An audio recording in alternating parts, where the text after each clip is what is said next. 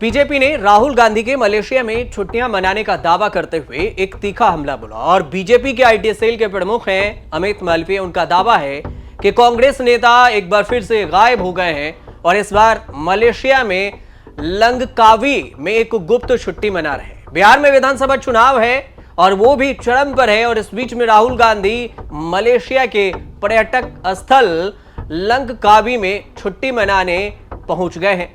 अब इससे राजनीतिक हलकों में हलचल मची हुई है। बीजेपी आईटी सेल के प्रमुख अमित मालवीय ने राहुल गांधी की एक तस्वीर शेयर करते हुए यह दावा कर दिया कि वह इन दिनों मलेशिया में छुट्टियां मना रहे हैं। तस्वीर में वह सफेद टोपी और एक टी शर्ट सफेद कलर की और कैमरे की ओर देखते हुए नजर आ रहे हैं।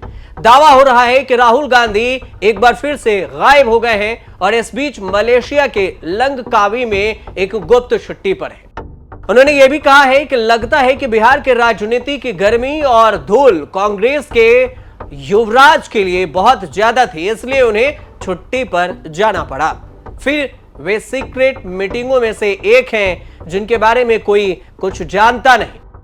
और उन्होंने यह भी कहा है अमित मालवीय ने कि जब लोग वास्तविक समस्याओं से जूझ रहे हैं तब राहुल गांधी गायब होकर छुट्टियां मनाने की कला में माहिर हैं। और इधर अमित मालवीय के पोस्ट पर सुप्रिया श्रीनेत जो कांग्रेस की प्रवक्ता है उन्होंने पलटवार किया और सोशल मीडिया पर लंबा चौड़ा पोस्ट की है और लिखती है कि वैसे तो गिद्धड़ों के मिमियाने से शेर को कोई फर्क नहीं पड़ता, लेकिन सस्ती छिछली राजनीति के चलते देश के सबसे चहेते नेता की सुरक्षा के साथ खिलवाड़ किया जाए तो चुप रहना संभव नहीं है। राहुल गांधी नेता प्रतिपक्ष हैं, कहीं पर भी छिपकर नहीं जाते हैं। वीजा, टिकट, फ्लाइट सब भारत से ही हुआ है, तो सरकार को सब पता है कि वो कहां है और क्यों गए हैं। फिर भी यह बीजेपी आईटी सेल वाले जानबूझकर उनकी लोकेशन शेयर कर रहे हैं। और क्यों करते हैं बीजेपी आईटी सेल वाले, और इस घटिया सस्ती राजनीति का क्या मतलब है? राहुल गांधी के उठाए मुद्दों का जवाब दो। उनके सुरक्षा के साथ यह मुद्दा काम कतई बर्दाश्त नहीं किया जाएगा। घटिया हरकतें बंद करो। सुप्रिया श्रीनेत का यह पोस्ट है। अब हाल ही में राहुल गांधी और आरजेडी के नेता तेजस्वी यादव बिहार में वोटर अधिकार यात्रा निकाली थी और 1 सितंबर को यह यात्रा समाप्त हुई। बिहार के पटना के गांधी मैदान में यह यात्रा राहुल गांधी और तेजस्वी यादव ने लगभग 1300 किलोमीटर की पूरी दूरी तय की। 23 से 25 जिले थे जिसको इन्होंने कवर किया। 110 विधानसभा क्षेत्रों को कवर इन्होंने किया है। 2 हफ्ते तक चले इस यात्रा के बाद राहुल गांधी के लंगकावी यात्रा ने बीजेपी को उन पर निशाना साधने का मौका भी दे दिया। अब आपको कुछ ऐसी यात्रा बताते हैं जिस पर राहुल गांधी जब विदेश गए तो उन पर विवाद रहा।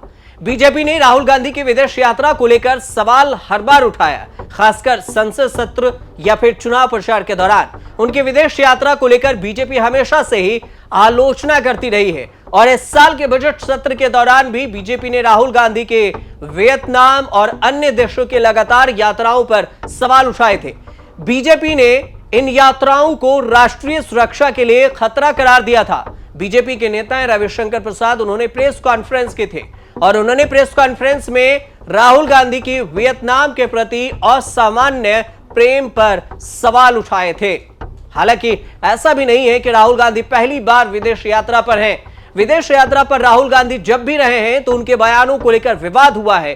21 अप्रैल 2025 को जब अमेरिका के बोस्टन में थे तब वह एक कार्यक्रम में भी उन्होंने भारतीय चुनाव आयोग पर सवाल उठाया था।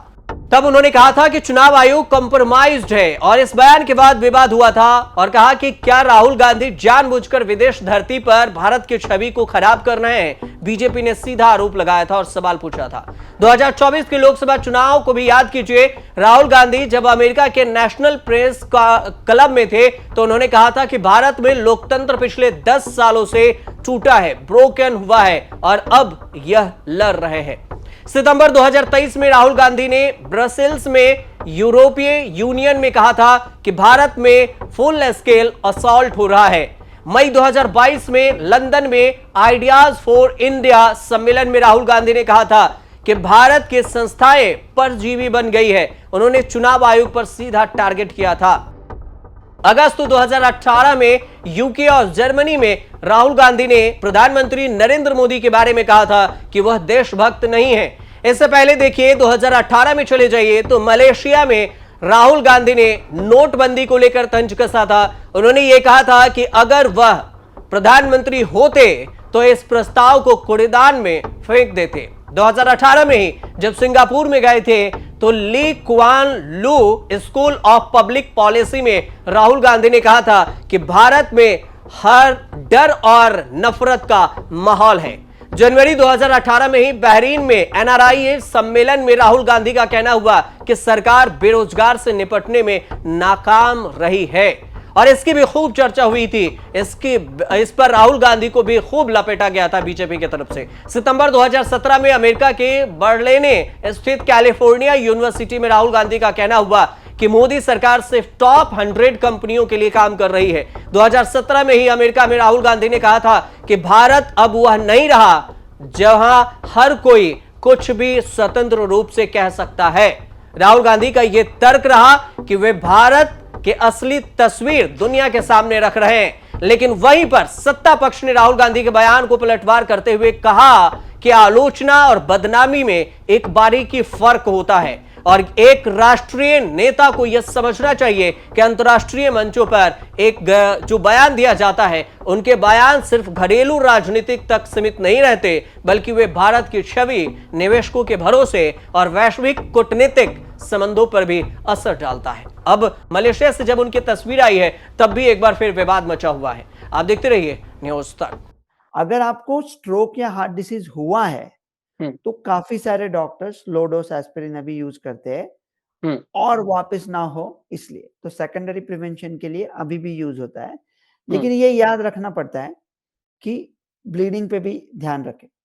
अगर आपको जब आप टॉयलेट जाते हो तब अगर खून गिरता है और कभी-कभी क्या होता है ना, खून अगर स्टमक में हुआ तो स्टमक में एसिड के वजह से वो खून डाइजेस्ट हो जाता है और उसका रंग एकदम काला हो जाता है, तार की तरह, डामर की तरह। ओके, सो